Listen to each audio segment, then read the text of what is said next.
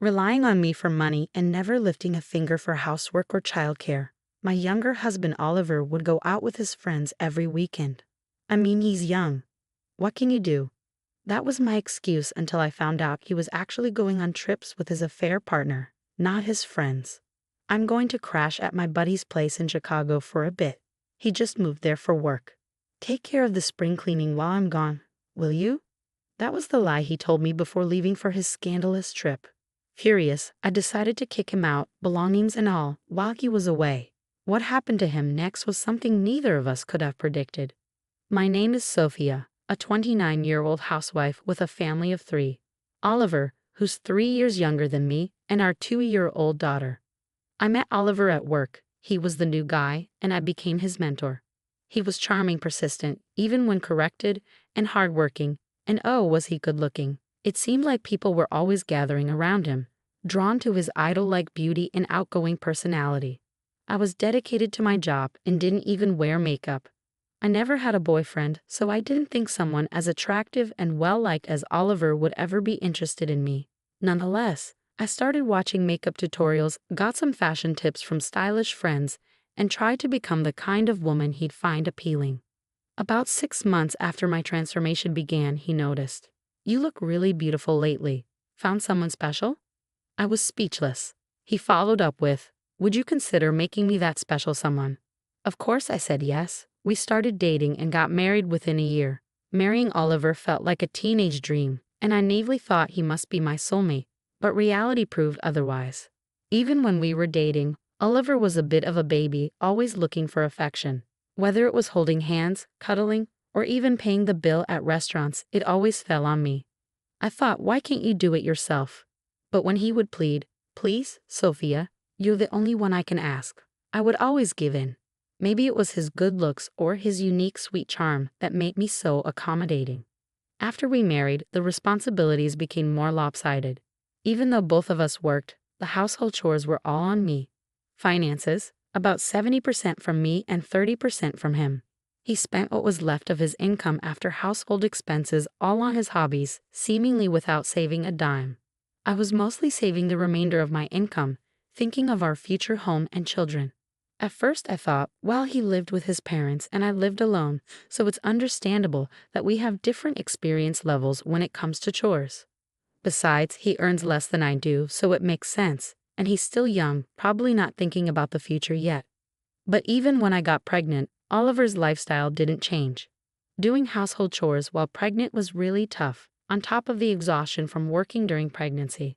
Morning sickness hit me hard in the first trimester. In the third trimester, it was difficult even to bend over, and just standing was tiring. Yet Oliver never offered to help. Worse, when I hinted that I could use some help, he'd say, "I'm so grateful for you, Sophia. I'm not good with housework, so I'm lucky to have married you," undermining my will to ask for help. Maybe it was my fault for enabling him. Even after our daughter was born, Oliver didn't change. I quit my job after giving birth, and it was understood that I would handle both baby care and household chores. Yet Oliver would still stay out late, hang out with friends, and go on trips as if he were single. Still, I forgave him everything because of the occasional kind words and the annual birthday trips he took me on. I guess when our daughter grows up, he'll realize the importance of family, I thought. I realized how naive I'd been when our daughter turned 2. I was attending a high school friend's wedding that day. I had wanted to leave our daughter with Oliver, but as usual, he had plans. So I left her with my mom. The wedding was in a chapel in Boston, and the reception was at a French restaurant with several large private rooms, a venue chosen long ago by my foodie friend. The wedding went smoothly, but while transitioning to the reception, I saw him. He was walking arm in arm with a woman in a chic black dress, looking more than just friendly. I couldn't stand to be at the reception after that, and made an excuse about our daughter being sick to leave early. The image of them haunted me. Oliver had said he was going on a trip with an old college friend, but I suspected infidelity. I knew Oliver had many female friends, but this was different. His old college friend was supposed to be a man, and he definitely hadn't gone on any bike trip. Lying to meet up with another woman was suspicious. If he had been lying to me all along, then my resentment surged. Even when I was struggling with house chores during morning sickness or overwhelmed by new motherhood, was he cheating on me? I couldn't take it anymore. My love for him instantly cooled, and I resolved to expose his affair once and for all. I called my parents to keep my daughter for one more day, debating whether to tell the truth. I decided to wait until I had proof and lied about being sick. The next day, I visited a private investigator. I handed over Oliver's photos, shared his workplace details, and his background. I need you to dig deep into his life, I requested. The private investigator advised me to act normal around Oliver until I finished my investigation, ensuring he didn't suspect anything. I didn't want to look at Oliver's face, so right after picking up my daughter, I retreated to our bedroom. When he came home late that night, he saw me and asked, "What's wrong? Are you okay?" His voice pretended concern. Had this been from a couple of days ago, I might have felt loved and comforted by his words. But knowing the truth, they meant nothing to me. 2 weeks later, the private investigator contacted me. "Oliver has been having an affair for the past 2 years," he said. The other woman was a married older nurse, and the restaurant where I spotted them was a regular haunt for their monthly rendezvous, which had been ongoing for about 2 years. I was shocked that she was married, but according to the investigator, her work as a nurse made it easier to conceal the affair. What shocked me even more was that this nurse worked at the hospital where my daughter was born. It may be a coincidence, but it's the same hospital as my 2-year-old daughter. Something felt creepily coincidental about the affair lasting 2 years and us having a 2-year-old daughter. That day, I decided to divorce Oliver and started plotting my plan. "I'm staying at my junior colleague's place in Chicago for the night. Make sure you clean the house," Oliver told me. Normally, I'd be annoyed that he pushed spring cleaning on me during a busy time, but I secretly smiled, relishing my own scheme. "Sure, I'll bring back souvenirs," I replied, waving goodbye as he left. Oliver seemed oblivious. Back inside, I told my daughter, "We're going on a trip. Let's go see the ocean." My daughter, who loves fish, cheered, "Yay, ocean." "First, let's take a little nap," I said, laying her down. I continued my preparations, packing my bags and Oliver's, ensuring he wouldn't notice. I sorted items into boxes but couldn't touch shower, bedroom, or living room items. Finally, I disassembled the baby crib, laid my daughter in her stroller, and called the movers. My stuff went to my parents' home, and Oliver's got discarded. Apart from the built-in appliances, the apartment was empty. I headed to a hotel overlooking the ocean in another state, somewhere my daughter had always wanted to visit. Our travel essentials had already arrived in the room. My daughter kept saying, "Yay, ocean," as she looked out the window, watching the sunset over the sea. I felt a mix of sadness and relief. Exhausted from packing and the journey, we went to bed early. Before sleeping, I sent Oliver an email, a picture of him and his mistress. Despite sleeping early, I woke up at midday, rushing to check on my daughter. I found her gripping the crib bars, looking at the ocean with such focus that I had to laugh. I had planned to eat out for lunch, but since my daughter couldn't tear herself away from the window, I ordered room service. She was clearly enamored with her fish-themed kids' meal and took her sweet time eating it, looking happy throughout. Just then, I received a call from Oliver. Ignoring it, I texted him, "I have no plans to live with you anymore. Best of luck with your new love interest." More calls from Oliver kept coming in. Annoyed, I blocked his number. After finishing lunch, I took my daughter to play by the sea. By the time we got back to the hotel, it was dark outside. Checking my neglected phone, I saw that my brother had tried to reach me. When I called him back, he told me that Oliver had rushed home to our empty apartment after reading my email. Apparently, Oliver then went to my parents' house, thinking I'd be there, but I was on vacation with our daughter, so only my fuming parents and brother were there. After they heard about Oliver's affair, my brother chuckled, saying Oliver looked so down it was actually funny. Oliver got chewed out by my parents, and as he was leaving, my brother told him all future communications would go through my attorney, handing him a business card. Oliver apparently tried to punch my brother, saying, "Don't make decisions for me." This was something I asked my brother to do, so it wasn't just his unilateral decision. My brother dodged the punch, and Oliver stumbled, slamming his shoulder into the doorway. He was in so much pain that my brother took him to the hospital, where he was diagnosed with a compound fracture and is currently in surgery. During all this, my brother had managed to collect Oliver's mobile phone. It was in my name because I've been footing most of Oliver's bills. Just skimmed through it and saw some pretty outrageous messages, my brother said.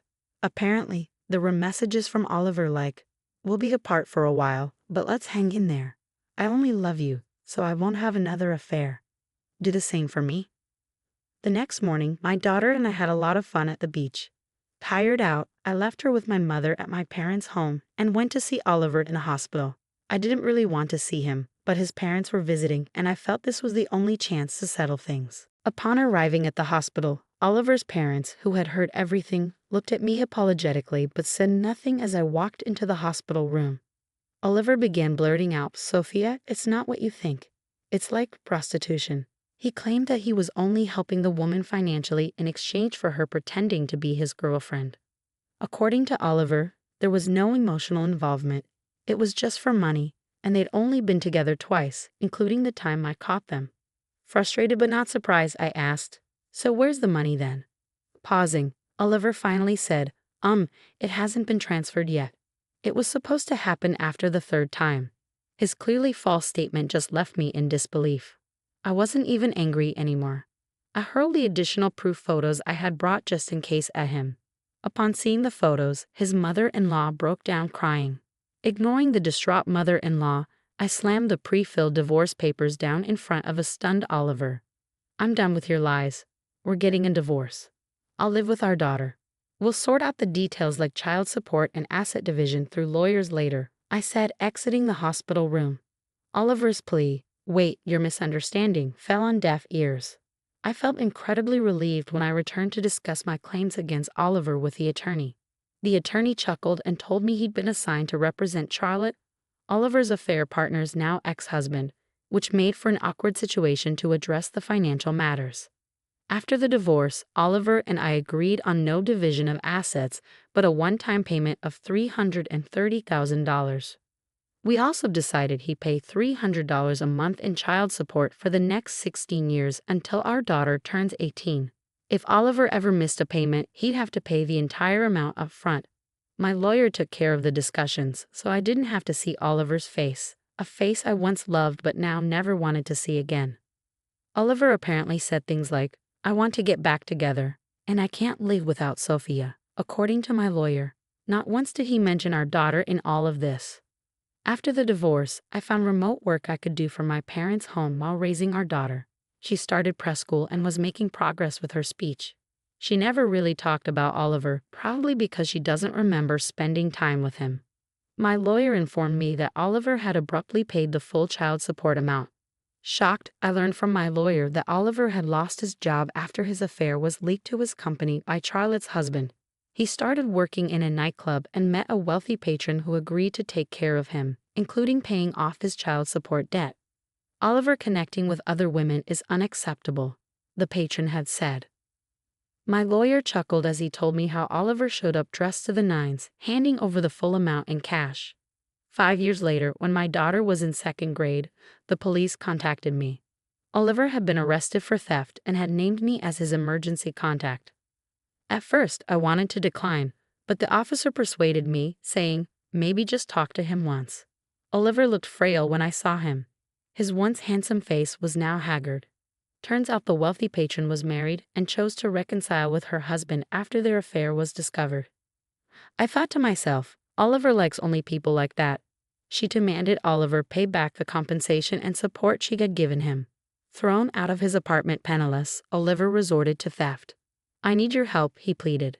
"I'm sorry, Sophia, is all I have left." But hearing his story, it all sounded like his own doing. I declined to act as his emergency contact and gave the police his parents' phone number before heading home. Apparently, his parents also refused to get involved, which means Oliver could face real jail time even as a first-time offender, the police informed me. But my decision remained the same. I have no intentions of rekindling things with Oliver. Nor do I want to drag myself into this mess. People have suggested that I should remarry now that my daughter is older, but I know better. The experience with Oliver taught me that I can't trust my own judgment when it comes to people. I won't jeopardize my precious daughter's well-being. Fortunately, she has grown into a good person even without a father figure, though she's a bit rebellious lately and doesn't want to hold my hand. That's okay. I cherish the life I have now, living with my daughter and my parents.